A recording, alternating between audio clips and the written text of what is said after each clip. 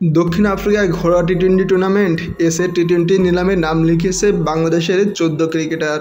সাকিব আল হাসান, মুস্তাফিজুর রহমান, লিটন দাস আছে এই তালিকায়।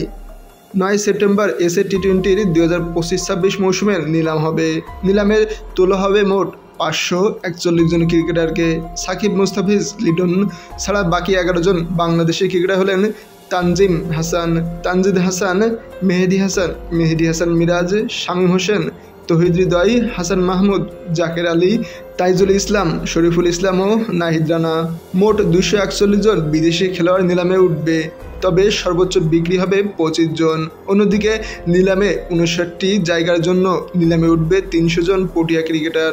আগামী মৌসুমে এসএ টি-20 শুরু হবে ডিসেম্বরে, একই সময় বিপিএলও হয়ে থাকে। তাই সুযোগ পেলেও বাংলাদেশের ক্রিকেটারদের সেখানে খেলার ছাড়পত্র নাও মিলতে পারে। যদিও সাকিব আল হাসানের বিষয়টা ভিন্ন। বাংলাদেশ ক্রিকেটের সবচেয়ে বড় তারকা সাকিব বেশ কিছুদিন ধরেই আন্তর্জাতিক ক্রিকেটের বাইরে। জাতীয় দলের হয়ে তার শেষ ম্যাচ ছিল গত বছরের সেপ্টেম্বর-অক্টোবরে ভারতের বিপক্ষে কানপুর টেস্টে। এখন সাকিব খেলছেন ক্যারিবিয়ান প্রিমিয়ার লিগ সিপিএলে। সেখানে সর্বশেষ ম্যাচে 20 বলে 50 করেছেন সাকিব।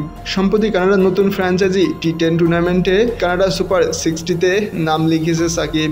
বিশ্বের প্রায় সব বড় বড় টি-20 লিগে খেলা সাকিব কখনো এসএ টি-20-তে খেলেনি। এবার কি সাকিবের সুযোগ মিলবে, এটাই দেখার বিষয়।